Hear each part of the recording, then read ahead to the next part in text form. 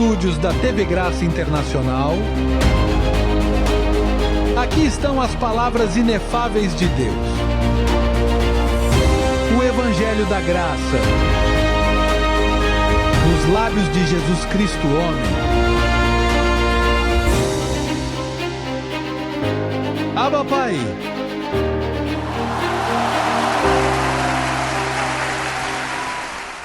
Bem, vamos continuar com o tópico de hoje, pois o tempo está passando rápido. Perguntaram-me nestes dias, você comemora a Semana Santa?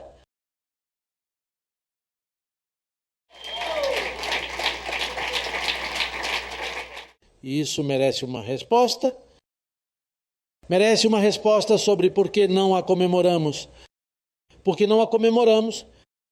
Mas tem de haver uma resposta e ela tem de ser detalhada para que vocês saibam por que não comemoramos a Páscoa. Caso contrário, eu ficaria feliz em comemorá-la. Mas já que não há necessidade de celebrá-la, então por que celebrar alguma coisa se não há necessidade? Portanto, devemos ler Hebreus capítulo 5, versículo 7 em diante. Para quem quer saber por que isso não deve ser comemorado, e não apenas isso, a ofensa que isso constitui a Deus, porque se você não comemorar, por exemplo, você se esqueceu, então você também está ofendendo a Deus.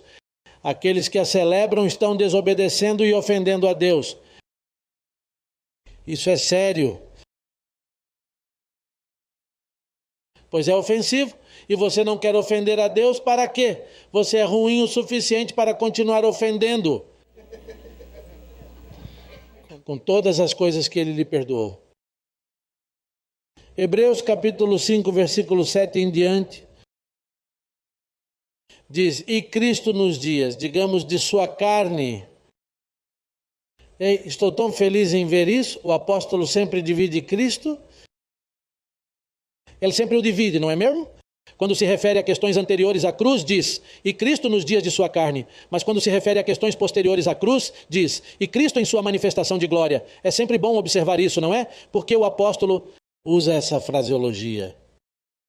Quase sempre, quando uma pessoa está enfatizando certos assuntos, até mesmo explicando coisas em sua vida, que acontecem aqui embaixo. Você às vezes diz coisas por causa de coisas sobre as quais você já está falando, certo? Para tornar as coisas conhecidas, ele diz, e Cristo nos dias de sua carne, oferecendo rogos e súplicas, com grande clamor e lágrimas ao que o podia livrar da morte. Em outras palavras, Cristo na carne estava suplicando ao Espírito que estava dentro dele, que era o próprio Deus. Sua súplica e luta eram como a que você tem agora. Em outras palavras, você tem uma luta com sua carne. E então você luta e diz, eu não quero ter isso, não quero ficar doente, não quero ser desobediente, não quero estar errado. Certo? Que essas são nossas lutas, que não queremos fazer nada errado. Bem, ele também passou pela mesma coisa porque veio em um corpo semelhante ao da carne pecaminosa. Ele não veio com um corpo divino, porque se tivesse vindo, não teria cumprido o propósito na cruz. Super-homem, morrendo, imagine só. Não, ele veio como humano. Ele veio como um ser humano à semelhança da carne pecaminosa. O texto diz que ele foi ouvido por causa de seu temor reverente. E ainda que era filho pelo que padeceu, aprendeu a obediência. Todos nós estamos aprendendo a ser obedientes, não é mesmo? Como diz o texto, embora fosse um filho, embora fosse o próprio Deus, ele teve que aprender a obediência ao ser revestido de carne, e havendo sido aperfeiçoado. Em outras palavras, essa experiência dele é semelhante à sua, de que você está sendo aperfeiçoado em conhecimento e em suas experiências.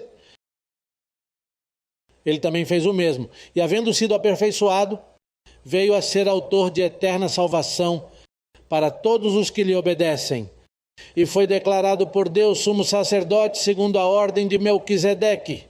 Você sabe que Melquisedeque veio a esta terra sem pai, sem começo de dias, sem mãe. Ele apareceu, imagine, parece que ele desceu em um disco voador, em um OVNI, ele desceu assim e ali ele apareceu porque não teve um começo de dias. Portanto, Cristo está na ordem do mesmo princípio de Melquisedeque. Ele diz sobre isso que acabamos de ler. Perto disto temos muito que dizer e difícil de explicar, porquanto vos tens feito tardio em ouvir. Porque devendo ser já mestres depois de tanto tempo, tens necessidade de que se vos torne a ensinar quais são os primeiros rudimentos das palavras de Deus. E haveis chegado a ser tais que tens necessidade de leite e não de alimento sólido. Segure essa pequena palavra e volte ao versículo. Os primeiros rudimentos de quê? Dê uma olhada em Hebreus 6, 1, para ver como isso se relaciona com os primeiros rudimentos. Hebreus 6, 1. Hebreus 6, 1. Portanto, deixando já os rudimentos da doutrina de Cristo. E então diz lá que por nos termos tornado lentos de ouvido, retornais. É preciso repetir novamente quais são os primeiros rudimentos. Então aqui em 6:1 diz, portanto, deixando esses rudimentos. Depois ali diz que é necessário ensinar os primeiros rudimentos novamente. Mantenha isso aí. Uma das deficiências de se guardar a Semana Santa é que ela continua guardando os rudimentos que deveríamos deixar. Pois a Semana Santa nada mais é do que lembrar os dias de Cristo em sua carne, o sofrimento, o caminho da cruz e as 7 palavras. Portanto, ele diz que se você guarda a Semana Santa, então você está sobre um fundamento de obras mortas. Veja, ele diz, vamos adiante para a perfeição, não deixando outra vez o fundamento do arrependimento de obras mortas, da fé em Deus. Aquele que guarda a Semana Santa está em um fundamento de arrependimento de obras mortas. E ele não pode ir à perfeição porque ainda é uma criança, está bebendo leite, diz o versículo. Vamos voltar a Hebreus 5:12, vamos ler novamente. Veja, ele diz, porque devendo ser já mestres, depois de tanto tempo, tens necessidade de que se vos torne a ensinar quais são os primeiros rudimentos das palavras de Deus. E haveis chegado a ser tais que tens necessidade de leite e não de alimento sólido. E todo aquele que participa de leite é inexperiente na palavra de justiça, porque é menino. Mas o alimento sólido é para os que têm alcançado maturidade, para os que pelo uso têm os sentidos exercitados, não guardando a Semana Santa, sentidos exercitados no discernimento do bem e do mal, pois guardar a Semana Santa é mal. Se você exercita seus sentidos, você diz, porque vou guardá-la se ela está me levando a beber leite, está me levando à imperfeição, não está me deixando amadurecer, não está me deixando chegar à perfeição. E então, por que você mantém algo que ele mesmo está lhe pedindo para desistir? Hebreus 6:1, vamos continuar lendo. Portanto, deixando já os rudimentos da doutrina de Cristo, vamos adiante para a perfeição, não deixando outra vez, porque Cristo já a lançou. O fundamento do arrependimento de obras mortas, da fé em Deus. Cristo perdoou todos os seus pecados. Portanto, se celebrarmos a Semana Santa novamente, estaremos revivendo o perdão, a missa, o sacerdote novamente com o perdão. Você está revivendo algo que está morto. É como se você tivesse um carro e lhe dessem 60 notas para pagar por ele. Você paga 60, mas mantém o hábito de continuar pagando, ou talvez tenha assinado outro documento. Então você adquire o hábito de pagar e envia uma nota promissória ao banco. Mas quando o banco a recebe, diz, mas essa conta está paga. E ele ainda continua pagando. Portanto, sua conta está paga, mas você continua com o tema do perdão e do arrependimento pelas obras mortas. Entende o que quero dizer? Então, bem, Hebreus 6:2 diz que parte desse rudimento da doutrina dos batismos, em sua igreja eles batizam. Nesta nós batizamos? Por que isso acontece? Porque já alcançamos a perfeição. Então imagine, se você está guardando a Semana Santa, então seja batizado. É por isso que eles batizam. Todas as igrejas batizam. Todas elas. Testemunhas de Jeová, mórmons, evangélicos, pentecostais, metodistas, batistas, todas elas batizam. Por quê? Porque eles ainda estão diante da cruz. Não é que eles sejam ruins, não vamos criticá-los por essas coisas, é porque eles estão antes da cruz, seu entendimento não foi iluminado, eles estão bebendo leite. Eles são crianças em Cristo, eles estão em Cristo, mas são crianças E mesmo que você repita e repita isso, elas não saem disso. Veja, ontem, enquanto eu estava trabalhando no escritório, estava assistindo aos canais americanos. Alguns programas, câmeras incríveis, tudo. E havia um homem, muito elegante esse cara. Eu gostei dele, achei que ele era incrível. Ele tinha uma Bíblia espetacular, mas quando ele abriu a boca,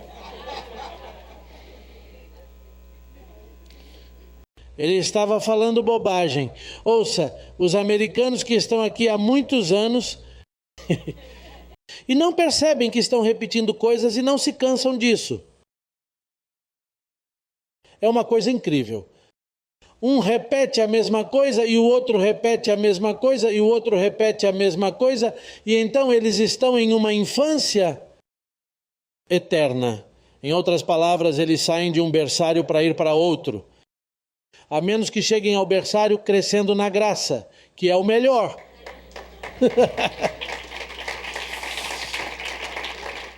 Então, por que não mantemos a Páscoa?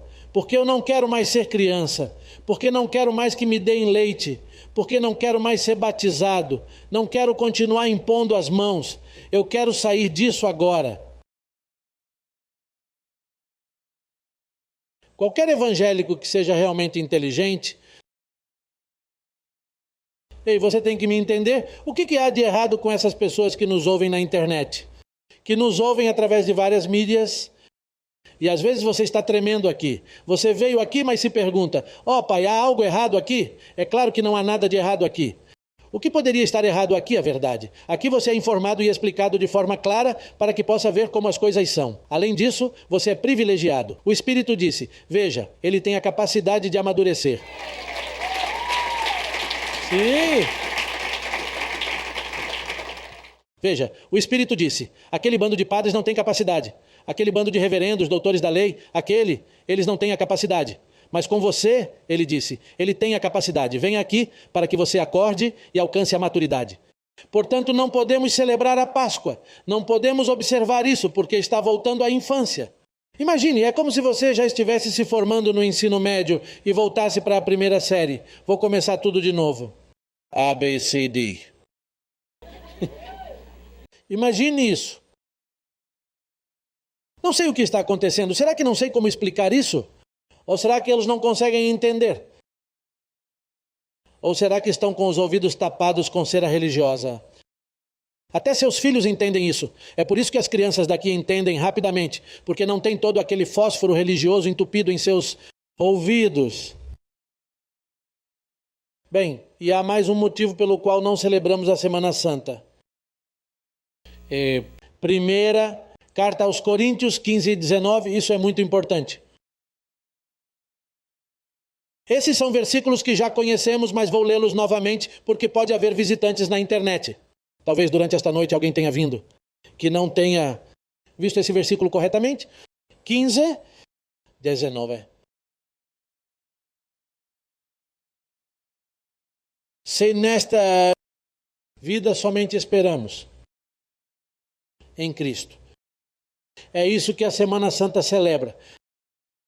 Somos os mais miseráveis de todos os homens. Mas agora Cristo, o que aconteceu? Ele ressuscitou dos mortos. Então, se Cristo já ressuscitou, que é o que Paulo está dividindo ali antes e depois da cruz. Então veja, se nesta vida, quando você celebra a Semana Santa, o que você está falando é de Cristo nos dias de sua carne. Portanto, o apóstolo diz, se nesta vida vocês estão olhando para o que ele fez durante seus 33 anos, então devemos ter pena de nós. Porque ele fez isso para libertá-lo do pecado. E ele fez isso por meio da religião judaica. Cristo não era um cristão. Quantas vezes já dissemos isso? As pessoas pensam que Jesus Nazareno era um cristão. Ele era um judeu legalista que tinha de cumprir a lei ao máximo. Ele não deu exemplos do cristianismo. Se ele não era cristão, como poderia dar exemplos do cristianismo? Portanto, todas as religiões que celebram a Páscoa, no que estão fazendo é seguir um judeu perfeito. Depois ousam dizer, sou cristão. Por quê? Porque eu imito Jesus de Nazaré. Não, se imitas a Jesus de Nazaré, tu não és cristão. És judeu e um judeu ruim, porque você não conhece a cultura judaica. Para ser um bom judeu, você precisa fazer proselitismo e mudar você e ensinar a você tudo sobre os costumes judaicos. Portanto, se nesta vida só temos esperança no que Cristo fez nos dias de sua carne, e parte disso é a Páscoa. A Páscoa é tudo o que aconteceu com ele nos dias de sua carne. Nós somos os mais dignos de pena. Em outras palavras, você é digno de pena. Ouvi um pastor dizer: não tenho um carro novo e nunca terei, porque tenho de andar como Cristo. Cristo usou uma mula como meio de transporte, então ele quer uma mula com rodas. E então ele deu o endereço de sua casa. Vejam, eu moro ali no noroeste, próximo a Liberty City.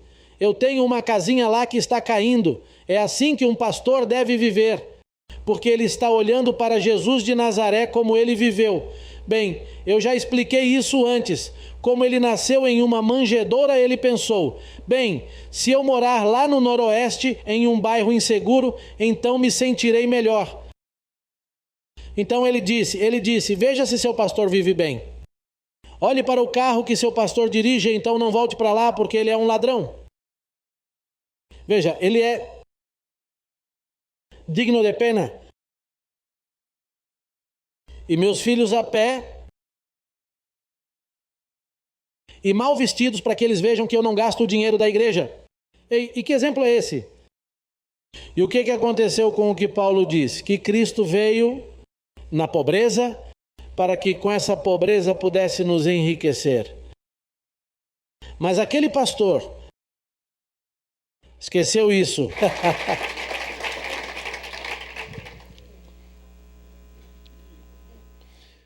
Bem, e podemos ler em Hebreus 10:18.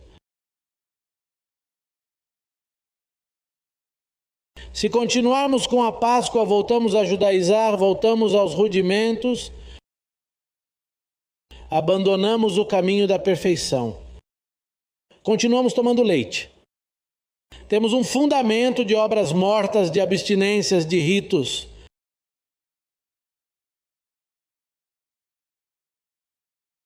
Quantos querem guardar a Semana Santa?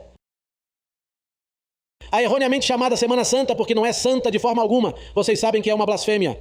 Não é a Semana Santa, não deveria ser chamada assim. Todos os dias pertencem ao Senhor. Ouça, é verdade que isso incomoda um pouco como eles nos enganam, não é mesmo?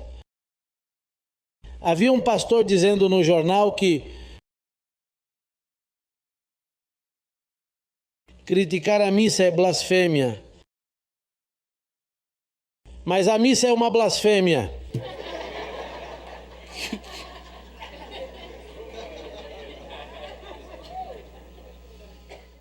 Eu lhe digo que a verdade é que aqui se sofre muito, se sofre pensando nessas coisas. Hebreus 10:18.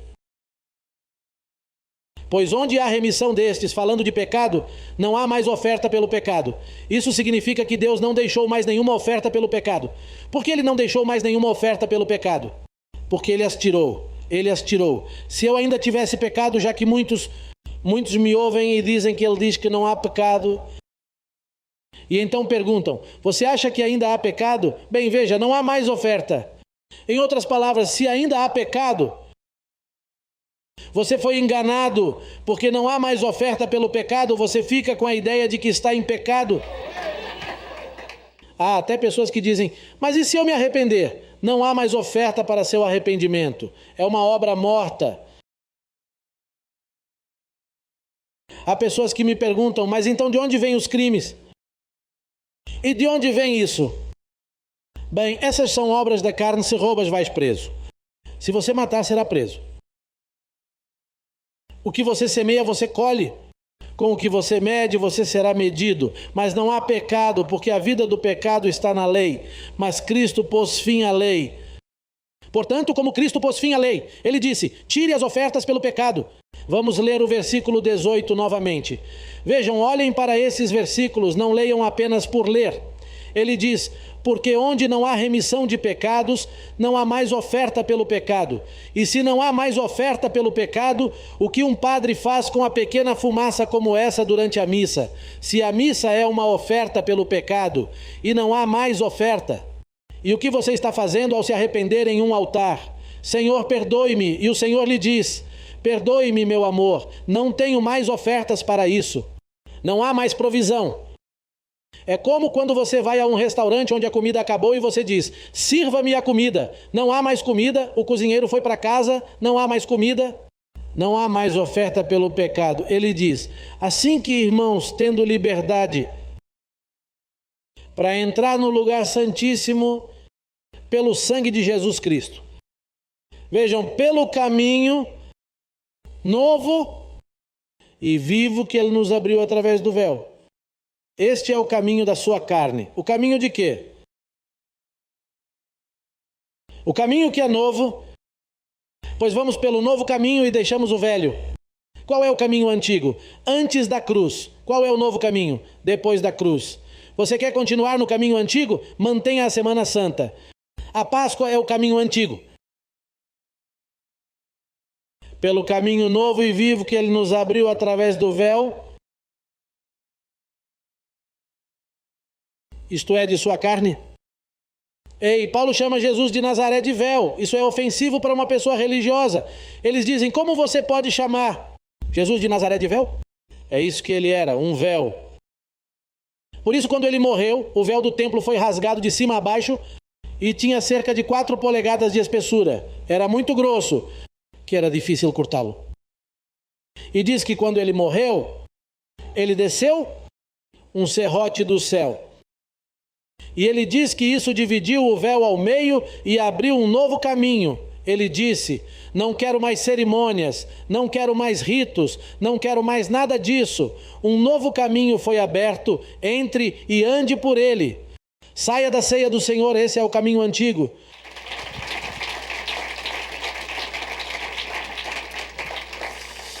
Portanto, não podemos celebrar essas coisas.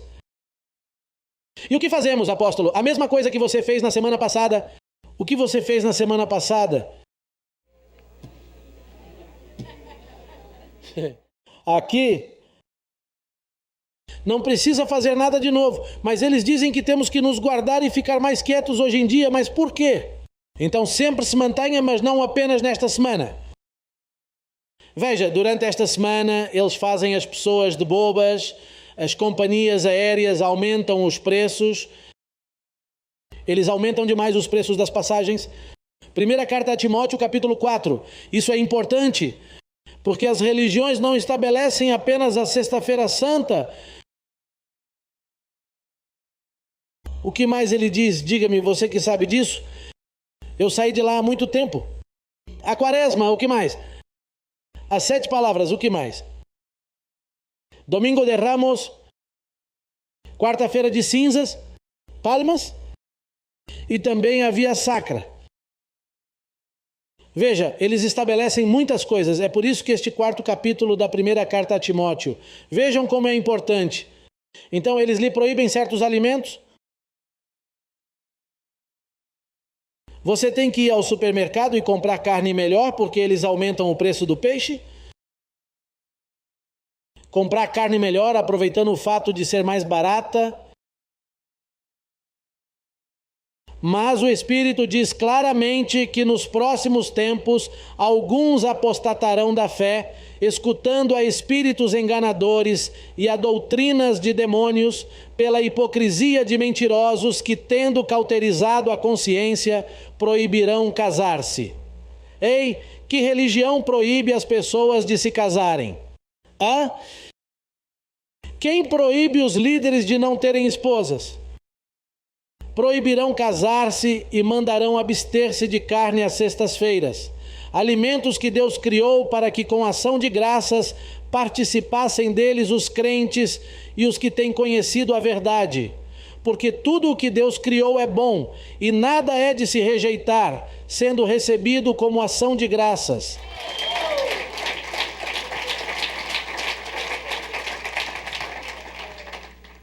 Portanto, repetimos. guardarmos essa semana, então outras coisas devem ser guardadas. Vocês sabem que os evangélicos também guardam essa semana. A única coisa é que eles fazem algumas coisas de forma diferente, mas ainda é a mesma coisa. O que eles fazem é celebrar as 7 palavras. Por exemplo, um irmão diz a primeira palavra, sede, tenho sede. E o outro, Pai, Filho e sua mãe. O que mais? Pai, perdoe-me porque eles não sabem o que estão fazendo. Está consumado? Bem, foi consumado há 2000 anos e eles ainda estão fazendo isso. Sim. Então eu repito novamente. Se fizermos isso, estaremos voltando a um judaísmo doentio. Voltamos aos rudimentos das primeiras palavras de Deus. Abandonamos o novo caminho. Não estamos entrando no caminho novo e vivo que Ele abriu para nós. Estamos dizendo, bem, você o abriu, mas eu quero ficar aqui atrás. Quero ficar com você antes da cruz. Quero continuar vendo você com os espinhos. Quero continuar a vê-lo sangrando. Quero vê-lo na cruz pregado ali. É assim que eu gosto quando você está pregado lá.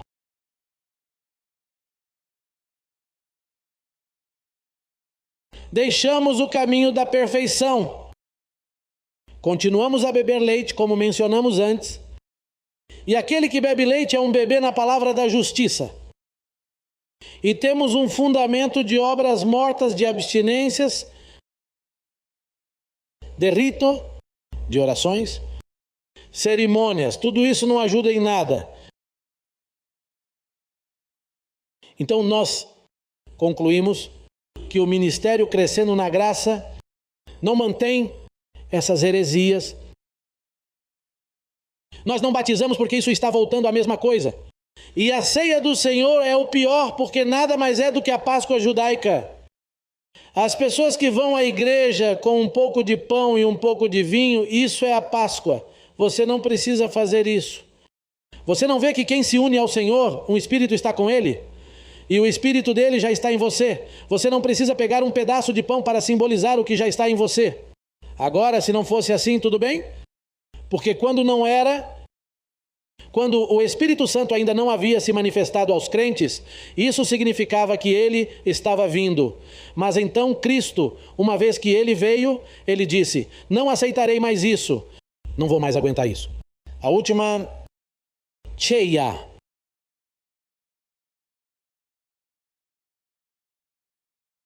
Mas eles continuaram fazendo isso. Portanto, concluímos que não somos batizados, não mantemos esses rudimentos, não nos ungimos com cinzas nem nada do gênero. Você não precisa fazer nada disso, você é completo. Você tem tudo, só precisa saber disso. Eu quero conhecimento, diz o Senhor. Quero o conhecimento de Deus mais do que sacrifícios.